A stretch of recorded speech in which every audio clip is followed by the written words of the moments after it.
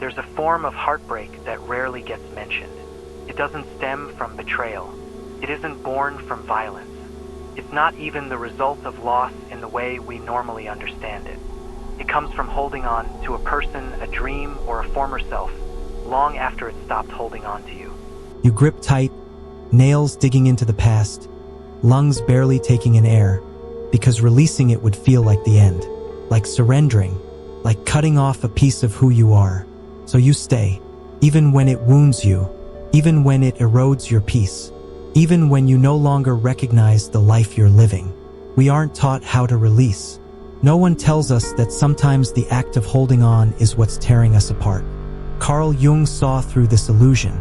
He once said, "Attachment is the great fabricator of illusions. Only through detachment can we see reality." Before we explore that deeper, know this: if letting go has ever broken your heart, if you've ever clung longer than you should have, you're not alone. This space is yours. You're seen. You're heard. And this message, it's for you. Detachment isn't coldness. It doesn't mean you don't care. It's not about retreating behind emotional walls or becoming numb to the world. It's the ability to love without clinging, to dream without becoming a prisoner of the outcome, to live without fear of the letting go. Because everything you're desperate to hold eventually slips through your fingers. Love is not meant to be caged. Dreams aren't meant to be suffocated. Success was never meant to be chained to your worth. The tighter your grip, the faster it crumbles. But why do we cling to what wounds us? Why is letting go so terrifying, even when it's the holding on that's destroying us? Because clinging isn't always about love. It's often about fear. Fear of being alone. Fear of being aimless. Fear of disappearing into nothing. We hold onto people not purely because we love them, but because we're terrified of what remains without them. We grasp onto faded dreams, not because they still set us on fire, but because the emptiness beyond them feels unbearable.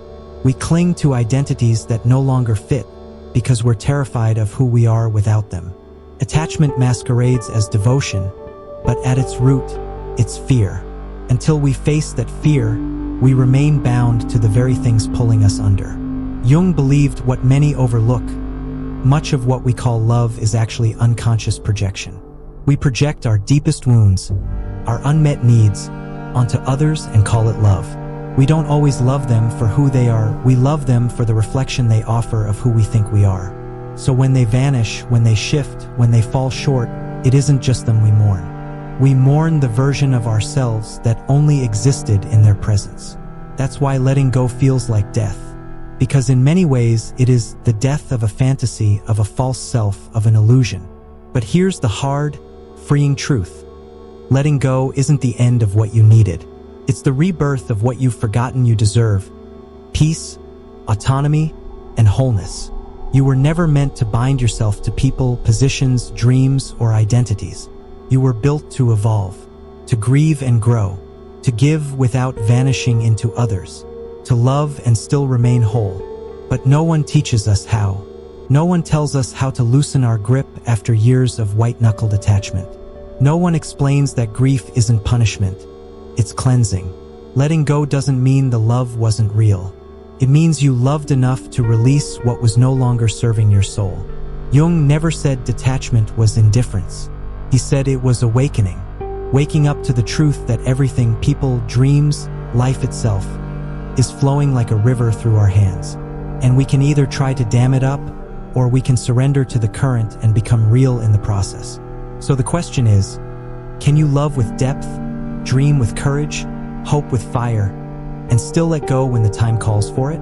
Not by turning cold, not by closing off, but by becoming so anchored in who you are that nothing outside of you controls your peace. That is the mastery of non-attachment. And that is where we're heading. If it were easy, you would have walked away already.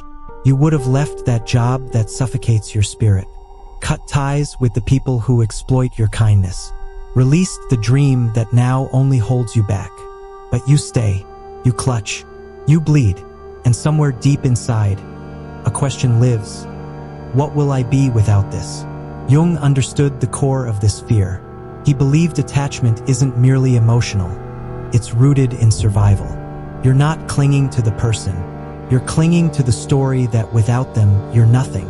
You're not protecting love, you're guarding identity. From the moment you entered the world, your mind began spinning a narrative. Who you are, what makes you lovable, what keeps you safe. Every dream, every relationship, every success becomes a thread in that fabric. And when you're asked to let one go, it doesn't feel like dropping a belief. It feels like unraveling your soul. This is what Jung called the ego complex, our tendency to anchor our sense of self to the external. Titles, partners, goals, all used to maintain the illusion of a solid identity. Without them, the ego fears annihilation. You think you're afraid of losing them, but what you're really afraid of is losing you, the you who felt needed, accomplished, important. This is why breakups devastate. It's not just the person, it's the version of you that existed in their love. This is why career failure crushes you. It's the identity, the pride, the status tied to that job. This is why a dying dream can leave you hollow. It's the loss of purpose, of the storyline that gave you meaning.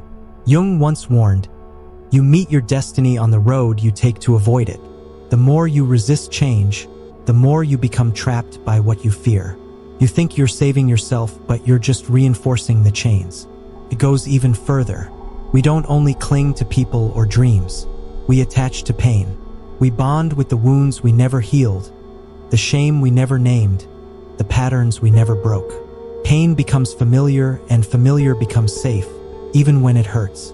And so we recreate our suffering, again and again, calling it fate, calling it bad luck. But Jung would say it's the unconscious pulling us back into cycles we refuse to break. Until you face it, truly face it, you'll stay stuck, attached to echoes of old trauma. This is why you stay loyal to dead dreams. This is why you fear the silence when someone leaves. Letting go isn't just loss, it's ego death. But here's the freedom hidden in the fear. You are not what you hold. You are not your relationships, or your accolades, or your disappointments. You are the observer behind it all. The sky, not the weather. The ocean, not the storm. The soul, not the stories. When you grasp this truth, really feel it. Yes, it's terrifying, because it means the death of the identity you built to feel worthy. But that death is the birth of your truest self. Jung called this process individuation, the unraveling of false layers to uncover the soul. The self that doesn't need to grasp. The self that can experience love, ambition, and vision without being enslaved by them. You don't master non-attachment by rejecting life.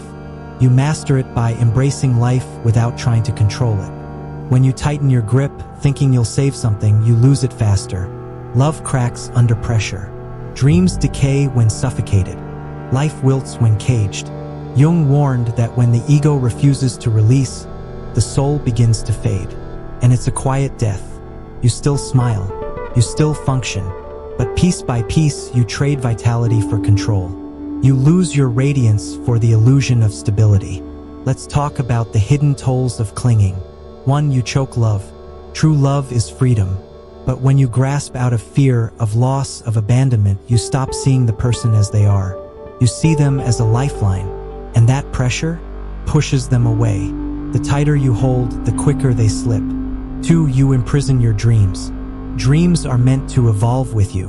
But when you tie your worth to them, when you refuse to adapt, they become cages. You start hating what once inspired you. 3. You disappear. In holding on to them, it or that identity, you forget who you were before. You confuse your essence with something that was always meant to be temporary. Jung taught that the ego's greatest fear is its own unraveling. That's the real danger of clinging. A life so brittle that a single change shatters you. But here's the harsh liberation. Everything you cling to is fleeting. People, titles, dreams, even your own body. The only constant is your soul. And the more you grip the transient, the more your soul is starved of its nourishment. Freedom, transformation, depth. Try holding a river in your hands. No matter how tight your grasp, it slips away. That's life. That's love. That's purpose. You can't own it. You can only witness it. Clinging doesn't shield you from pain, it ensures it. It doesn't secure your joy, it chokes it. You were not made to cling to sinking ships. You were made to swim, to rise, to flow. So ask yourself, what are you clinging to that's quietly killing you? What truth are you avoiding because you're scared of who you might be without it? Because until you let go, you'll keep trading your vitality for a lie. And you weren't born to live half alive. Non-attachment sounds scary, yes, like emotional detachment, like giving up, like growing cold. But real non-attachment isn't a withdrawal from life. It's a deeper plunge into it. It's not the end of love. It's the beginning of love without chains. And that, finally, is where freedom lives.